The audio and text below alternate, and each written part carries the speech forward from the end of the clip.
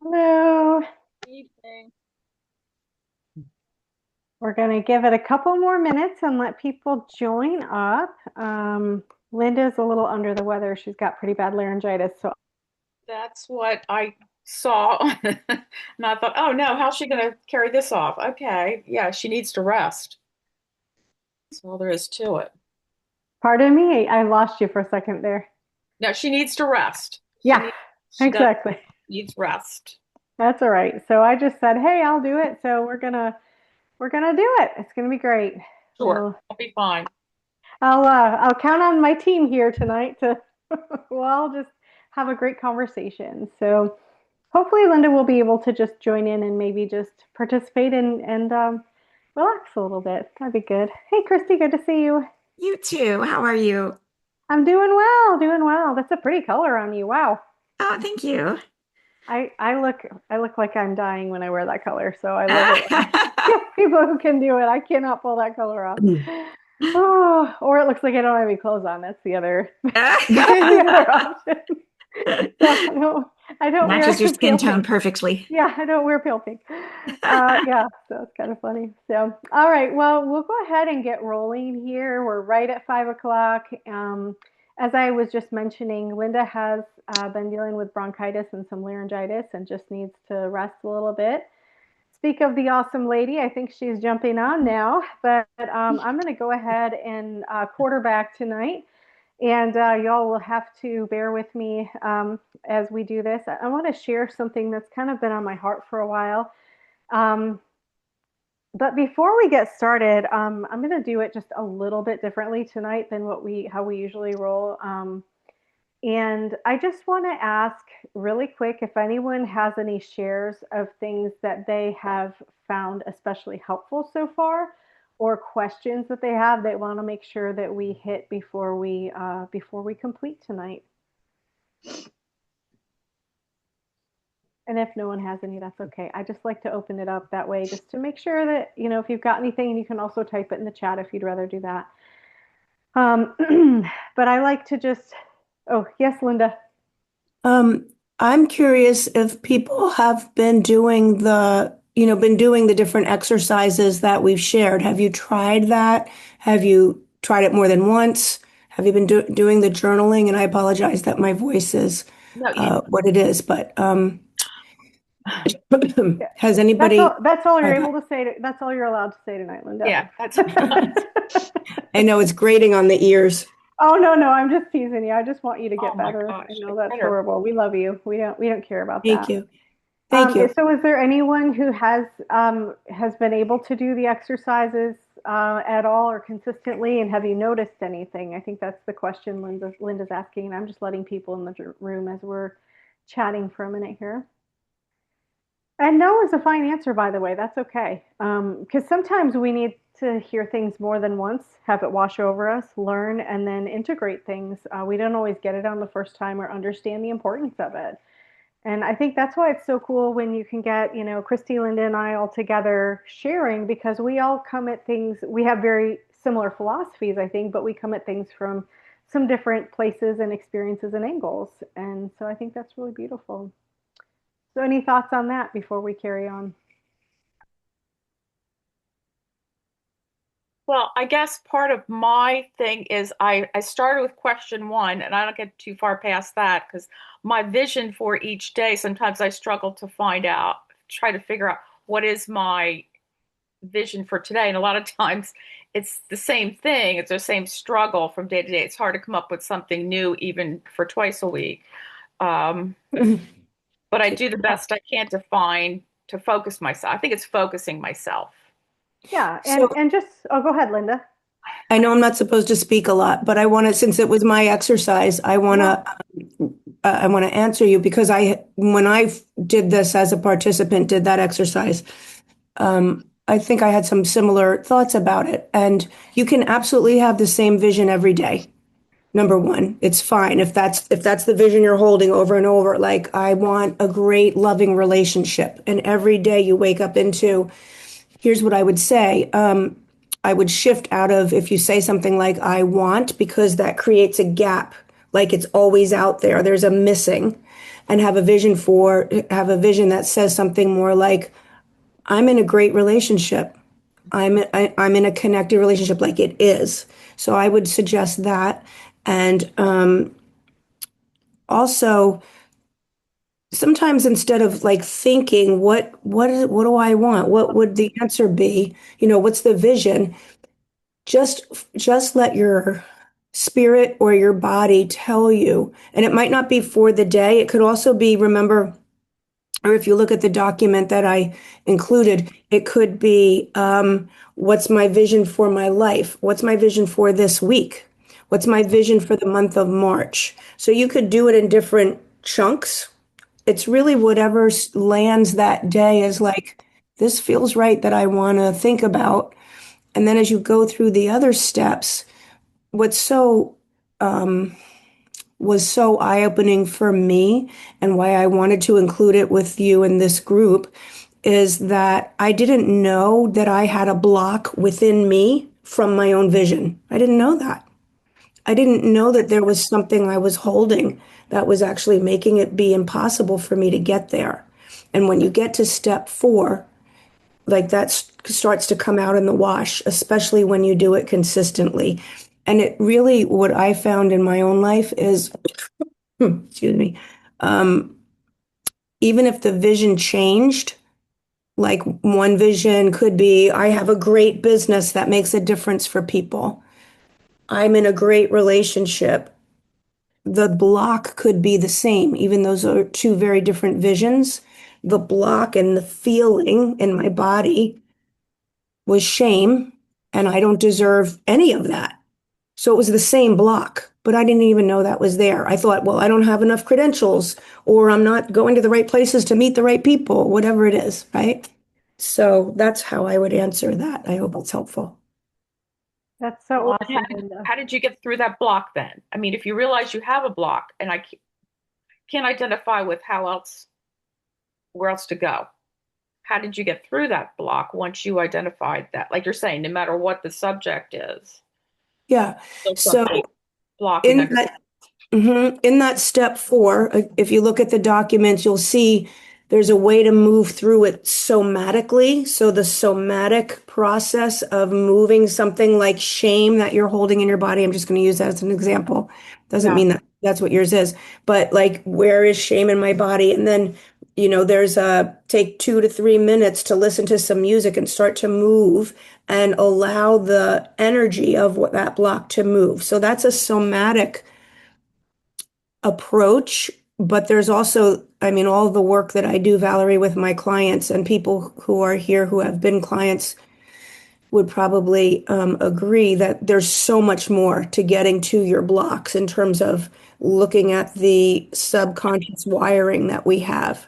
So this is one aspect of it. It's not the whole thing to help you identify and then remove the blocks, but it's a place to get started.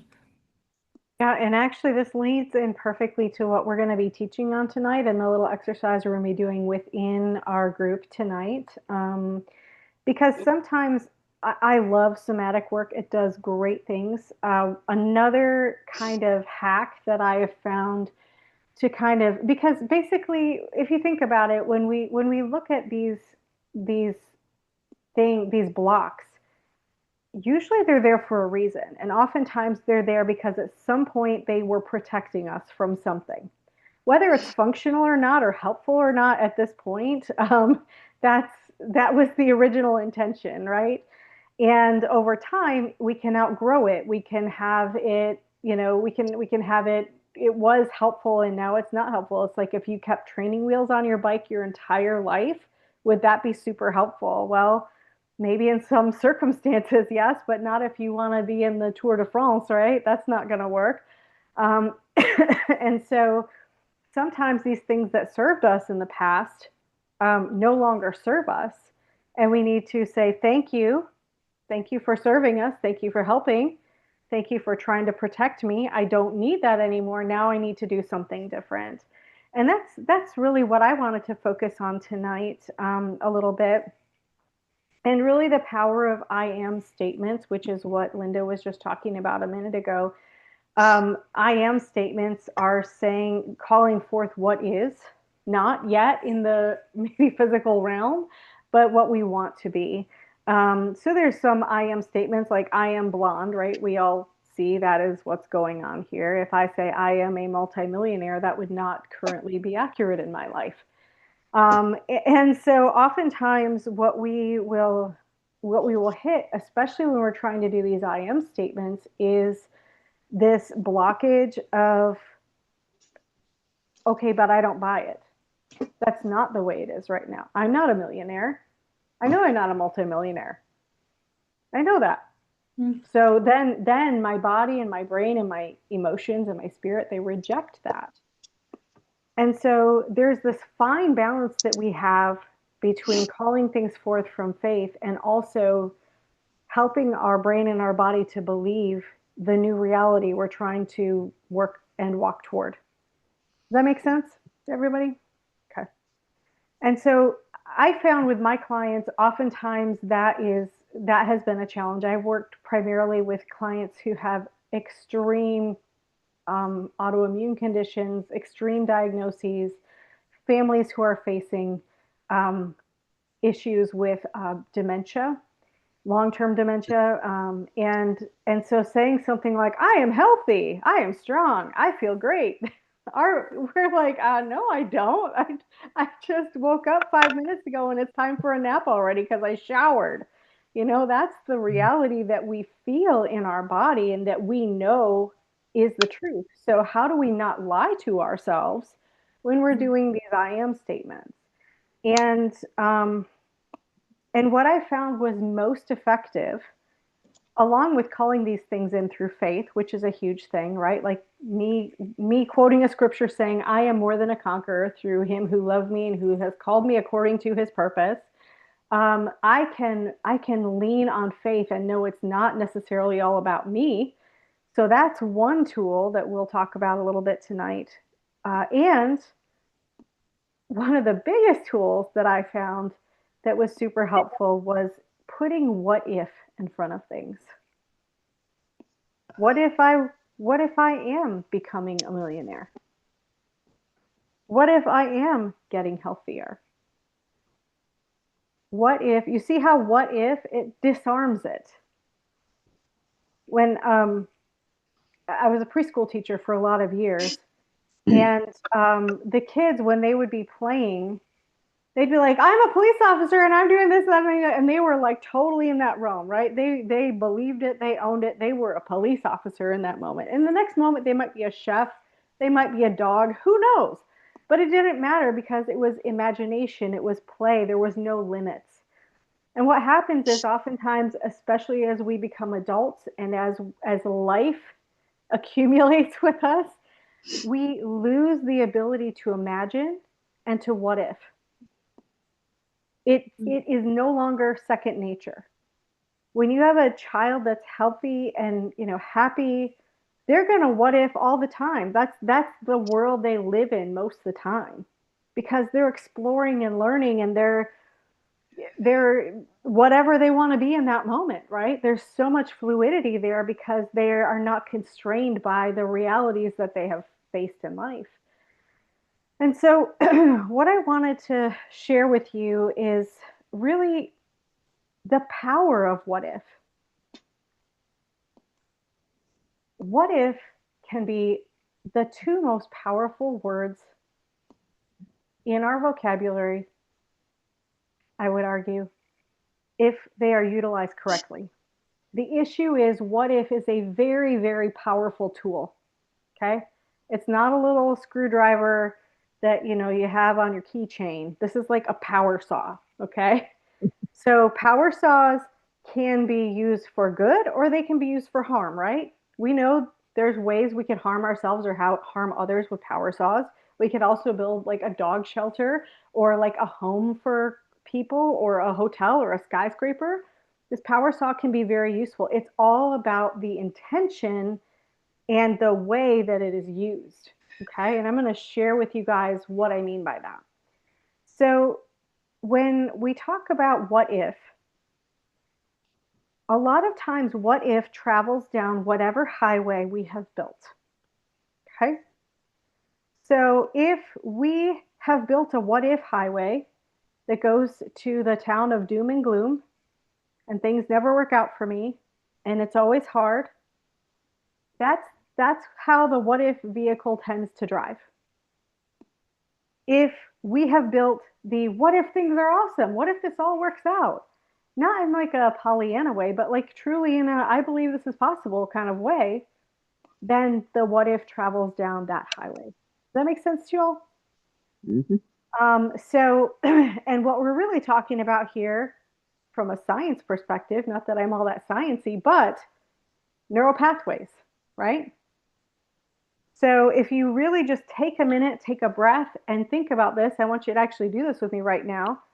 Take a nice deep breath in and ask yourself, like, honestly, do you tend to what if toward the negative, toward the fear, toward the anxiety? Or do you tend to what if toward the what some people might call dreamer, or like, hey, it's all going to work out. I don't know how, but I just believe this is somehow going to happen. I would argue that most people, especially in our culture, tend to what if toward the negative more frequently than the positive. Not everyone. The great news is if that is your superhighway that your neurology and your body and your brain and your spirit tend to go toward, it doesn't have to be that way forever. You get to decide which direction you're driving with what if. Okay. So I'm going to give two examples in my life where I chose different what if paths with different outcomes. Okay. So when I was about 32, I was diagnosed with advanced stage neurologic Lyme disease in my spine and brain from a tick bite when I was a child, probably. I couldn't walk, couldn't feel much from the waist down, couldn't absorb nutrition, was told I probably wouldn't survive. We had four small children. My husband was a doctor. We were frantically trying to find answers, and nobody could even figure out what I had. Once I finally got the diagnosis, I had a specialist who had been working with Lyme for 25 years. And she said, you literally have the worst numbers I've ever seen. Your numbers look like somebody who's actively dying in the hospital of AIDS. That's how bad your immune system is. If you catch a cold, you are going to be dead by the weekend. I'm sitting there in my corporate job. I homeschool my kids. I work 60 hours a week. And I'm like, what in the world? Like, this does not gel. I don't understand. She said, you need to stop everything. You need to quit your job, which we own the company, so that's not super easy. You need to get someone to be with your kids, find a nanny, and then you're going to do treatment. And this treatment is going to be like the most hardcore cancer treatment anyone ever talks about. You get to keep your hair, but other than that, it's going to be just the same. Every symptom you've ever heard of from cancer therapy, that's what you're going to have. And if you survive, then maybe you'll go in remission. Not a great phone call to have, right? At 30 years old, at work, over lunch, and I have to go break the news to my family. It was rough. And I said, God, I've already been through so much. I don't think I can do this again, because it seems like overwhelming pain just equals more overwhelming pain and more overwhelming pain and more overwhelming pain. And it was like this light from heaven came down. It was not me. And it said, but what if this actually wasn't overwhelming pain at the end? But what if this equaled overcoming power? Would that be worth it to you? And in the moment, in all honesty and my humanness, I was like, yeah, not really sure. It still sounds horrible. I don't really think I want to go through this. But I was like, okay, if I have to go through this, I'd rather not be on the overwhelming pain track. I'd rather be on the overcoming power track. And you see how my brain in that moment had a choice to make about which what if I was going to believe. Were both of them equally valid and possibly true? Yeah, right?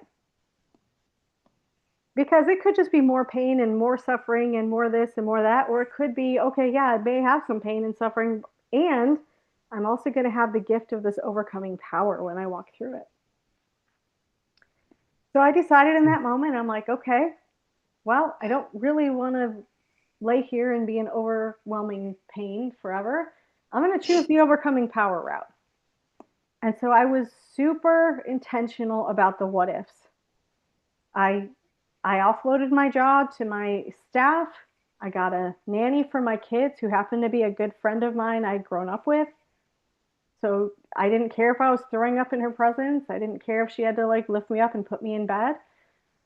And I decided to write a book called The Art of Worry because I wanted to remind myself every day that it was a choice what path my brain was going down.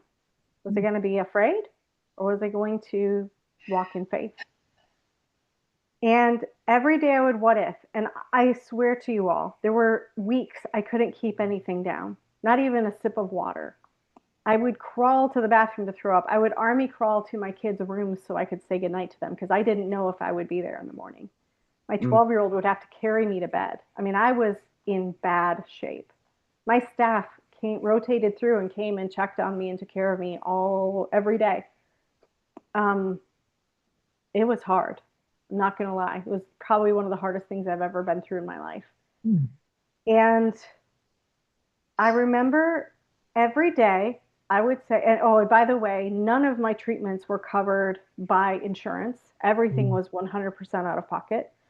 So no job. Um, had to give that up. No insurance that would cover anything. And my only hope, and maybe I'll survive if I'm lucky. Oh, by the way, you probably won't ever walk again. You may not have use of the left side of your body, even though you're left-handed.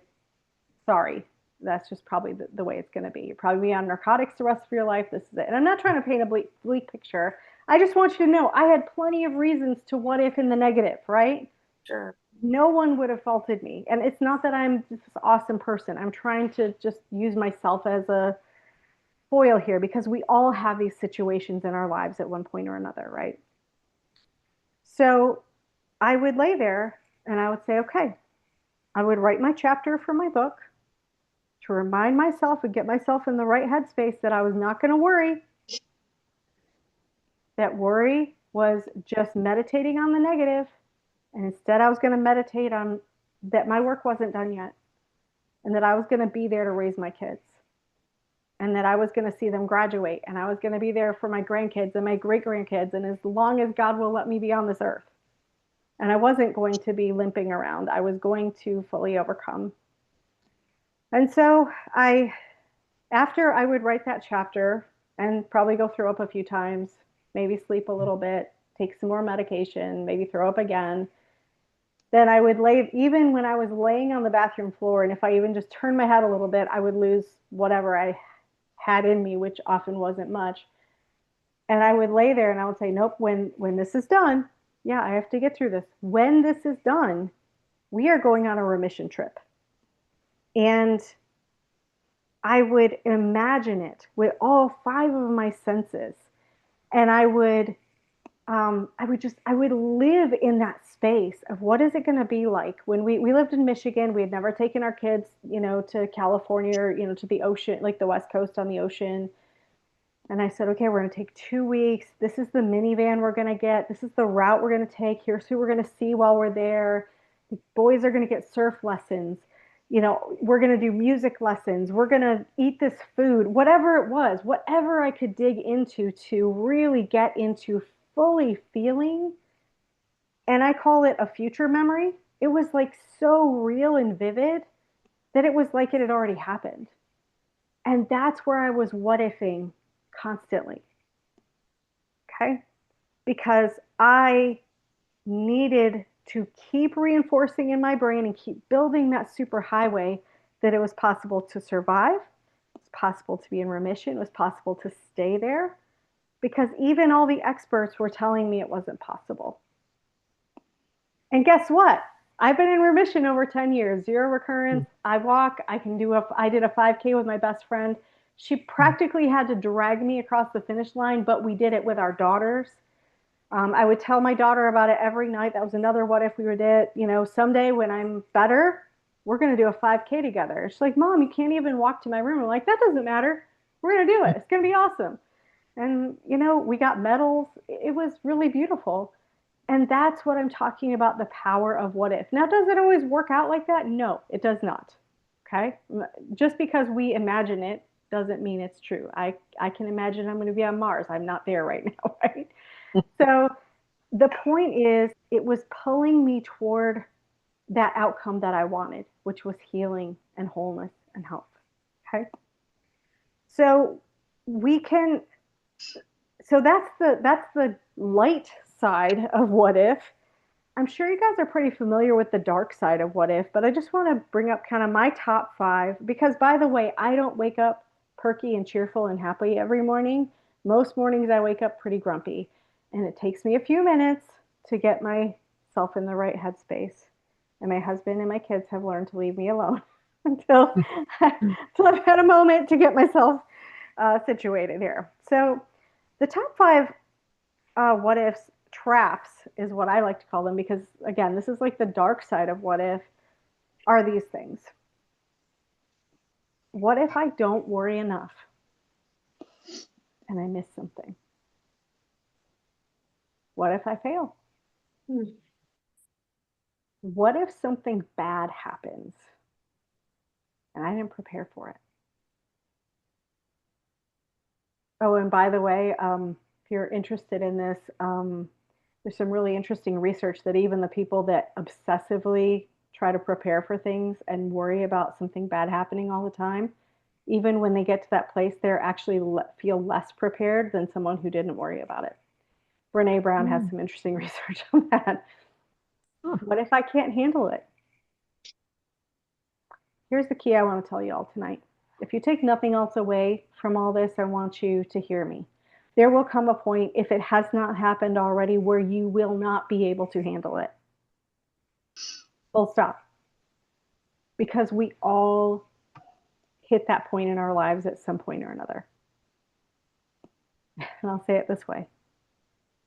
What if I can't handle it on my own? That's the distinction. Because there will come a point when you cannot handle it on your own. Linda, I know you can attest to this. Christy, every person sitting in here, there have come moments where we could not handle it on our own because we're not designed to handle it on our own. We're not. We're designed to be part of community, like what we're doing right here. We're designed to be part of love. We're designed to, again, I say I come from a Christian perspective. I believe that God created me, and I believe He created me to be in communion with Him. There are times we cannot do it on our own. Okay. And this is where the top scary what if trap happens. What if it all depends on me? And full stop, it can't. give you a little key here. It can't. We need each other. We need community. We need support. We need help. That's why we're doing this. I've been fasting from fear for Lent for years now. And I am still working through layers of that, even in this season of fasting this time. I'm hitting different things I didn't even know I needed to work on. And the beauty is, it doesn't all depend on me. I know I'm a good person. I know that I really try hard. I know I do my best. And I know that I'm fallible. I'm human. I know my frailties and weaknesses better than anyone else ever would. And the beauty is, when I understand that it doesn't depend all on me, that's when the real healing can happen. So I just wanted to share with y'all today, be very aware of which road you're traveling down with your what ifs and your imaginings, because our imaginations are so powerful. If we are co-creating our lives with God, our imagination has a lot to do with that, right? And so being very aware of that and saying, okay, am I going, is my mind, my spirit, my body, my thoughts, are they going in the direction I want to be going toward? You know, I'm in Louisiana, if I want to get to, Phoenix, Arizona, I should not be traveling north or south or east, correct? I will never make it there. Well, I guess if I circled the entire world, I would. Can't get there by car though, okay? So if I need to go from Louisiana to Phoenix, I better be heading west, right? Same is true with our thought lives. If there's a certain destination you want to get to on any of these planes, you need to make sure that you're on the right road. And that's really what all these exercises Linda has been teaching us and Christy's been teaching us are all about. It's about just helping us build those new neural pathways. And when we do our prayer times in our Facebook group or our scripture verses, it's to strengthen us, to give us a little more gas in the tank. It's to help us build a little bit more of that road to get us where we want to go. Because it might just be a little muddy dirt path. It might not be a super highway, and it might be scary because you don't know where it's going. And that's the beauty of it, is you get to explore something different and new and be in a different space. So I know I just shared a lot. I do have a really cool exercise we're going to do together. But before I do that, I just want to ask if y'all have any questions or comments before we move into the exercise. I just want to say that sounds really powerful. I really, I really like this concept of what if, and that's something I'm definitely going to be thinking about. So thank you for sharing that. Of course. And like even like writing what if on your bathroom mirror and on your kitchen, on your kitchen refrigerator, wherever you're, just to remind you, how am I what ifing? Because we're often doing it all day and we don't even realize it. Jen, do you remember we had a conversation once and you were newer in your recovery from your treatment and you wanted to go for a walk and you were like, what if I fall? What if Mhm. what if I don't know, I can't remember. You gave a couple of examples. What if I fall was one of them and what if something else? And I remember I said, and what if it's great? And what if you walk? And what if people actually go, oh, let me help her? Oh, you were worried about somebody either recognizing a disability and taking advantage of that. Mm. And I said, well, remember, what if somebody says, oh, here, let me help you, and it actually, so it's a sneaky way that our minds go because throughout the day, there's a million examples you could probably think of. Mhm.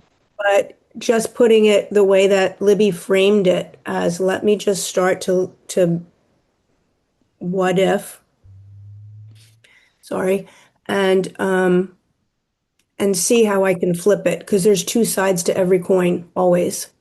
So if I'm saying this what if, let me say that for a while and see what happens.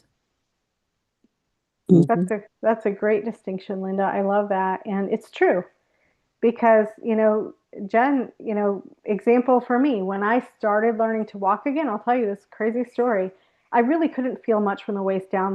The Lyme had chewed my nerves up. And I mean, I had nerve tests done. They were like, there's nothing there. It's over. Mhm. Sayonara, say goodbye. Mhm. And I had this friend who came up. She saw me. We lived in this little community, and she saw me trying to walk a little bit, take a few steps, and she was like, I'm a certified Pilates instructor. I had no idea like all this had happened to her. She had been through a stroke in her like 20s, and she was trained by the direct disciple of Joseph Pilates. And she said it was originally called Thinkology, not Pilates, and it's all about retraining the nervous system. So, I got myself walking again. I'm like, I know I can get you walking again. I'm like, yeah, I think like every expert has said no, but if you want to, sure. So I took a chance, and I mean, everything inside my head was like, yeah, you're no, like, don't get your hopes up, Libby. Come on. Like, this is just not for you. But I was like, heck no, what do I have to lose? Let's try it. And so I went to her studio and I couldn't feel much of anything. And she starts moving my legs. And I was like, I just kind of closed my eyes and I don't know, I was out in outer space. She's like, no, no, Libby, look at me. You need to pay attention. You need to watch your legs moving because we are rerouting your neural pathways right now. And even though you can't feel anything, your brain will rewire if it sees this visually. And I was like, yeah, whatever. I think that's a little crazy, but okay, what do I have to lose? And the next time we did it, I felt a little something. And the next time, and pretty soon I can stand. Pretty soon, and it was a very long progression. It was nothing short. And, when my dad was really sick and he was bedridden and, kind of on his way out, did a turnaround and he was totally bedridden, couldn't feel much, couldn't walk. And I called my friend Amy again. I said, hey, you want another patient? And wouldn't you know it, that guy could run circles around me now. He can go for it. And she did the exact same process with him. And it was all about just saying, okay, well, what if I don't what if I just suspend belief and say, okay, well, what if it is possible? What if? Is it going to really hurt me if I just ask this question? And it was really powerful. So, I think that's a good point, Libby. Look and see, are we protecting ourselves? How do I want to say this? When you just said, is it really going to hurt me if I believe? Maybe there's a place where we don't want to go to the what if on the positive outcome because what if we've, I get disappointed? That's the right, question right there. What if? Well, what right. if I do? And this was the thing I had to really resign within myself. And that is, you know what? I might get disappointed. But I mean, I was at such a low point that I really didn't have a lot to lose. I was like, oh, but what if it could happen? Wouldn't I want to know that I had tried? Yeah. And it takes courage to what if like this. That's the other thing I want to tell y'all. It takes courage and faith that, well, what if it could? What if this could work out for me? What if something beautiful could happen? And look, I'm talking to y'all today. I firmly believe because I chose to what if, not what if I have more overwhelming pain and overwhelming pain and overwhelming pain. Instead, I chose by God's grace, what if I have overcoming power? What if this is life changing for me and everyone around me? What if? Would that be worth it? And some days it wasn't. Spoiler alert. Some days it really wasn't. And that was okay because I could get up tomorrow and I could try again. Bye, Christy. Thank you. So I want to before we move on, any other questions or comments, and then I want to do an exercise with y'all that I think will really help seal in all the juices of this. I have one more comment because for a bit I keep my mouth shut even when I can't talk. But Norman Vincent Peale, we all know who was, right? I think. He said once, the only people with no problems are those in the cemetery. And if you are not in the cemetery, life is about problems. And if you look at them like a champion bodybuilder, you would say, if you said, how did you get those muscles? He would say, I've been pushing against resistance. That's how you build muscle, right? You move resistance and then the muscle grows.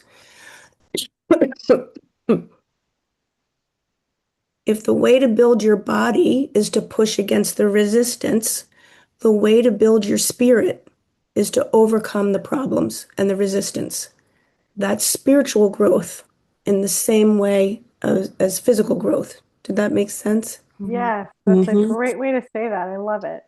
Norman Yeah. Vincent Peale, not Linda Downey. That's but I thought it was Well, yeah, but I still love it, and I'm really glad you brought it up because it's so true. We that is the spiritual growth doesn't happen on the mountaintop. It happens in the valley, right? It happens when things are hard. And And even though none of us likes it, even though we'd all like to be blissed out all the time and just have no problems and whatever, that's not reality, and that's not what moves us to the people we are really designed to be ultimately. And that doesn't mean like we make the suffering go on longer than possible either, by the way, or we're always perpetually looking to suffer. That's a whole different topic we can talk about. What I'm talking about is things that we did not, that we are not prolonging and bringing upon ourselves. So, um, so I'd like to just switch gears now, and I want you all to do a little exercise with me. This is not something I came up with, by the way. Full credit. There is a group called Prophetic Heart Healing um, that has this method that I love. I was trained in it, and I'm trained in a lot of different methods, but I love this one particularly when we're talking about the what if question, and maybe we're hitting some resistance. Okay. So I want you to take a minute. If you want to turn your cameras off, you can. If you want to leave them on, that's fine. I want you to get in a comfortable position. I want you to take a nice deep breath in. Get yourself into a relaxed state for just a second. And I want you to really, really just get into a comfortable, calm, peaceful state. Okay? As much as you're able. Take another nice deep breath in. Just let it out naturally. I want you to take a moment, see if you can find a memory that's nothing but joy or happiness, not tainted in any way. It's just a joyful memory. Maybe it's as simple as getting an ice cream cone as a kid or walking on a favorite beach. You don't feel any longing or any sadness or anything. It's just a joyful memory. And I'll tell you, people who have experienced a lot of trauma or people who are in a lot of chronic pain, things like that, or chronic illness, often cannot find a memory that is not laced with some of that. So then I invite you to make up a future memory. So maybe someplace you've always wanted to go. Maybe you're on top of the Empire State Building looking down at a city at night on Valentine's Day. I don't know. Maybe you're on a beach. Maybe, whatever it is, find that memory. And then I want us to go deeper into that memory. I want us to use all five of our senses to actually be there in this moment.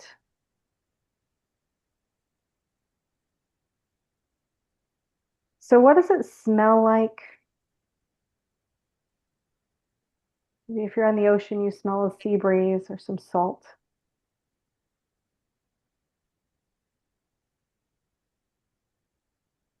What does it taste like if you're on the ocean? Maybe you have like a little salty taste in your mouth from the air.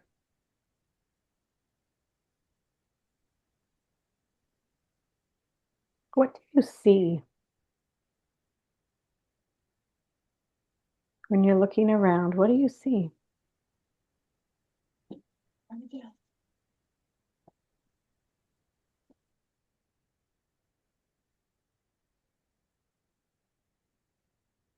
What do you hear? So maybe, again, if you're on the ocean, maybe you hear seagulls or children laughing or the waves lapping gently on the shore.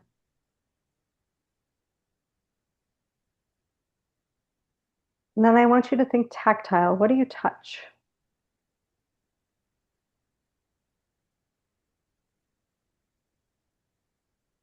And I want you to just take a moment and really, really lean in to that moment,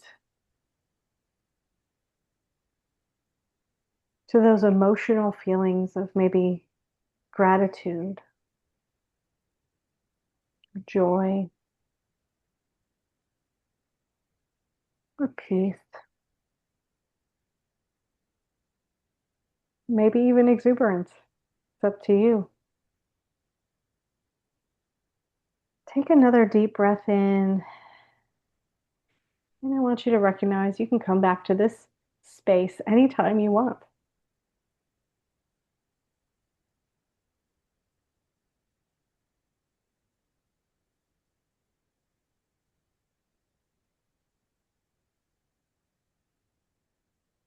Just fully drink it in.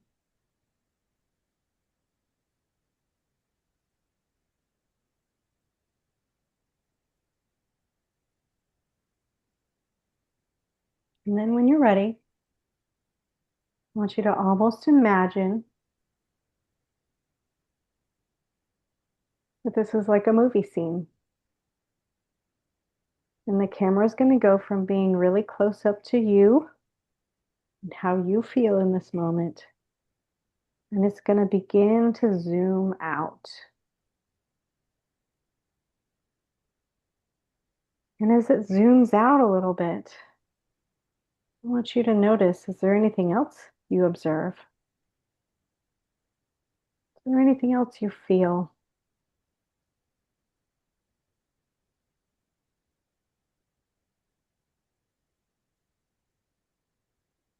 Take another nice deep breath in.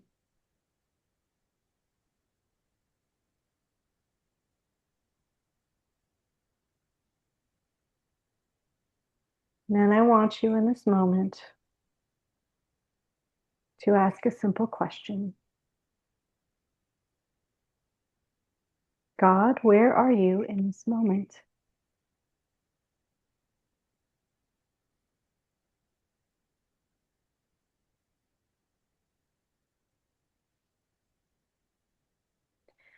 And based on that, I want you to see what your senses are telling you now. What do you hear? What do you see? What do you taste? What do you touch? What do you smell? Now that you have discovered where God is in this moment. And it's okay if you feel some deep emotions, super common and normal here. Okay if you don't.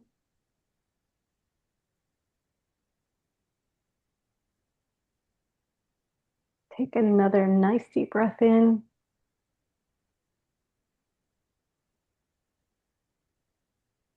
And just let it naturally exhale.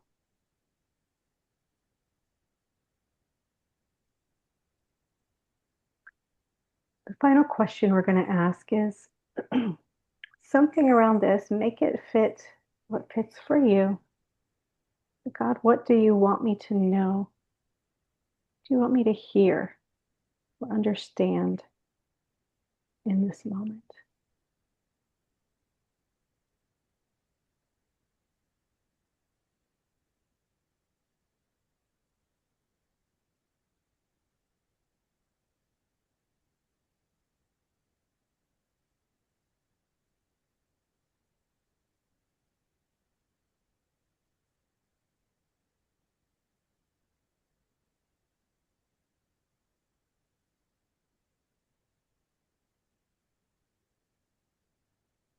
And again, just take a moment to deeply feel.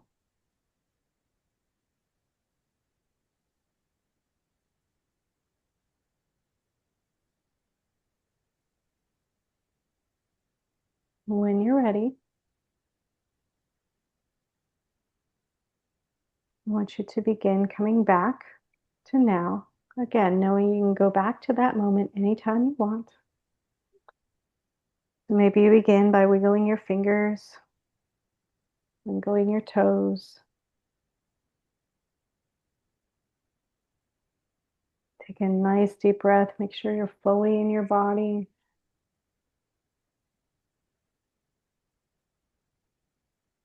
Knock in all those good juices.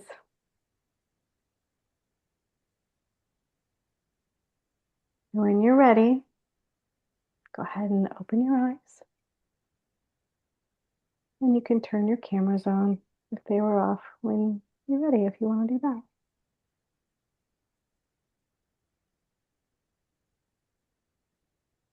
And I love this exercise. And I also recognize sometimes we need a minute to unpack it all together before we just go on our merry way.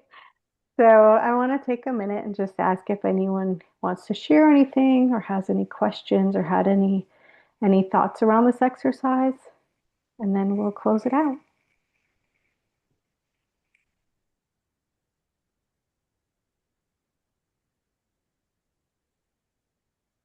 It was very peaceful. Good, good. That's a really common feeling to have in that exercise. Any other thoughts or questions or comments here?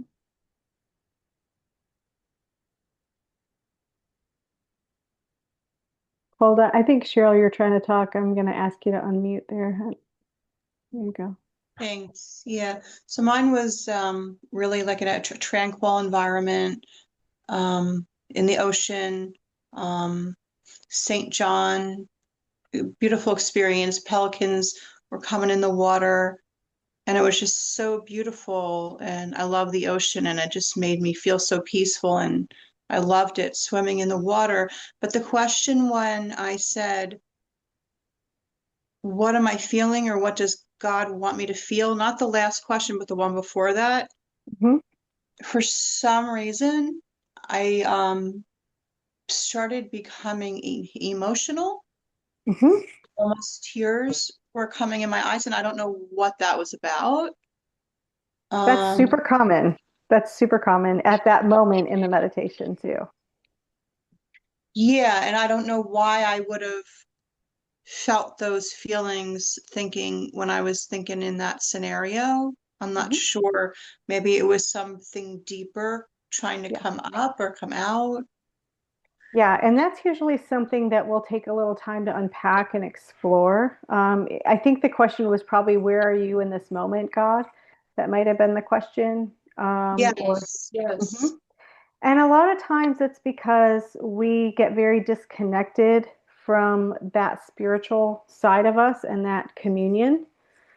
And so oftentimes that is actually the most common point where people get emotional Hmm. because we're so busy in the day to day and in the physical world, we don't zoom out and say, "Oh wait, I'm part of this bigger spiritual world."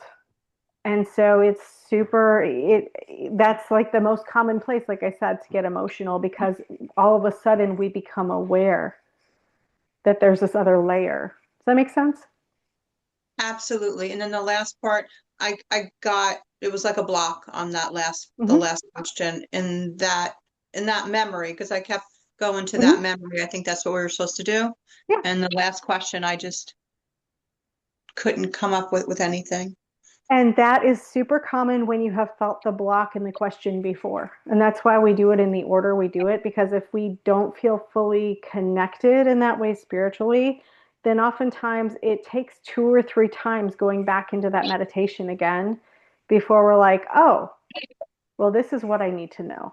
Because if we're Mm, not connected, then if you think about it like a really old telephone line, right? They had the wires and everything, and they had like the little dial up, right? mm, If you didn't have a good connection, you couldn't understand the message and what was being said, right? mm.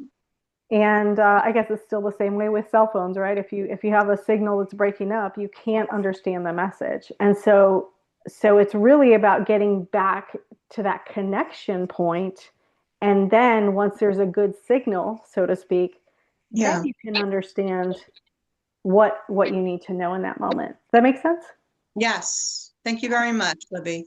Yeah, of course. Any other thoughts or questions? Yeah, I wanted to point out to your point, Cheryl, and how Livy explained that. It's like the process of allowing your senses to experience this future memory or past memory if you did it that way, but to be in your body, because that's what the senses are, to be in your body and to totally surrender everything else that could be distracting your thoughts and be focusing on Libby's words where she was leading us. um that's when the connection shows up because we allow the other things to fall away. It's an allowing and a returning to what's really already there and always been there. And that's why it's emotional, because can feel like coming home. Hmm. In a, Absolutely. yeah. Absolutely. Thank you, Linda. That's a great distinction. Thank you so And much. so, yeah. So now I'm going to give you all a little quiz here after I made you all emotional.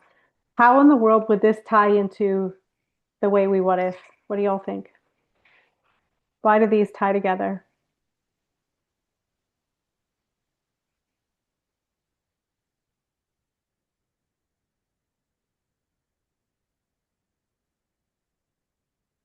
I gave you a hard one.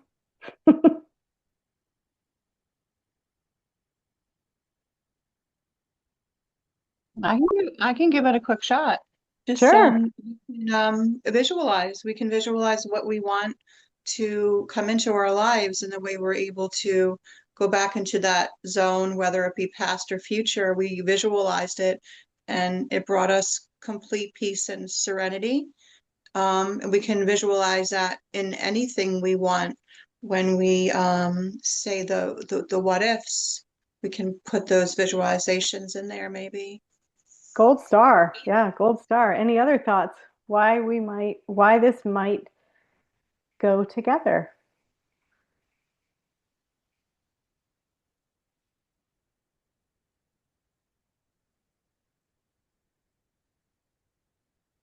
Well, Cheryl really hit the nail on the head primarily. It's about surrendering and kind of what Linda was saying too, surrendering into that emotional state, right? Because obviously, if we're what ifing in a positive way and it feels very foreign to us, that can feel scary. It can produce anxiety. But think about it like this. If we just did this exercise and you're in this completely calm, peaceful state, you've moved through this exercise, and then you say, what if I could be totally healed? How are you going to receive that versus if you're walking around this, what if I'm totally healed? What if I'm totally healed? Ah! You know, do you see the difference?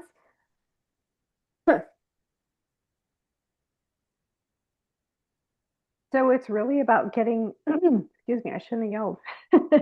It's really about getting ourselves into a state of opening up to believing that good things could be possible, that we could be loved, that we could be cherished, that we could matter, that that good things could be coming, even if maybe the evidence in the natural world might not be pointing in that direction. So you see these parallels? It's kind of like a little shortcut, so to speak, to get around all those emotions of all the roadblocks of why it can't happen. Okay. And this isn't the only tool in the toolkit. This is just a tool. Linda has amazing tools in her toolkit on moving through these things. We're just trying to give you little pieces of help here, little samples, so to speak, of what is possible. Because a lot of times, I think there isn't a lot in the world that's showing us what's even that something like this is even a possibility. You get the diagnosis, that's a diagnosis. You get the relationship, status, that's it. You get you didn't get the job, you didn't get the job, whatever it is in your mind. And when all this evidence is pointing one direction, we have to counterbalance that with something else. Or the what if won't happen, or we'll go that wrong direction, right? I'll end up in Florida instead of Phoenix, because I'll be driving my what if car the wrong direction on my superhighway. Right? Uh, so, all right. Well, if there's no other questions, I will just close us out tonight. I do want to tell you if this has resonated with you, if you feel like you need some extra help, um, what we're doing here is a small taste of what Linda really does within her work, what I do within mine. But this is mainly around, Linda's programming, and I'm part of her team.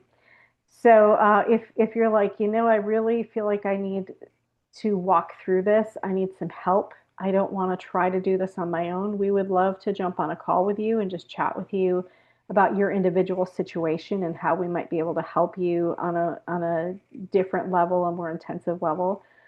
So if this is resonating, you can feel free to reach out to us, DM us, or reach out to us in the Facebook group, and we can get you some info about getting connected to have a more in-depth, personalized discussion about your actual situation and what you're navigating right now. So, any final questions or comments before we jump off? And I will close us in a little prayer. Libby, just thank you so much. It was a great, just a whole great hour. And I really enjoyed being a participant and having you work your magic. So thank you for doing that. Of course, of course. I'm glad to do it. This is like my favorite thing to do. Well, one of them. I also really enjoy hanging out with a bunch of preschoolers, but uh, mainly because I can play and imagine all the time. I kind of never gave that up, I guess. I'm just a big kid. So, anyway, all right. Well, let me just say a little blessing over us tonight. And I want you all to go forth in power and strength. And what if toward that destination you want to get to? Okay. All right. Thank you so much, Lord, for tonight and for all the many blessings you've given us. Thank you for taking such good care of us and always providing a way for us to make it through with your help. I pray that you would walk alongside each and every person within the sound of my voice, whether this is live or in the recording later. I pray that there would just be a tremendous blessing, a tremendous outpouring of love and mercy and grace and peace upon everyone within the sound of my voice. In your name I pray. Amen. All right, well, that's it, friends. I'm going to end this, and then Linda, you have some people in the waiting room for your next hour. So please reach out to us if you have any other questions or comments, and we'd love to hear any feedback in the Facebook room too. It's not everyone's joining us, so if there was anything that really struck you about tonight or any of the nights previous, we'd love to know about that too, just so we can get that word spread. Okay? Thank you, All right, Libby. have a great week. Thank Thank you. you. Thank you. Take care. Bye bye. Thank you. Thanks, Lib.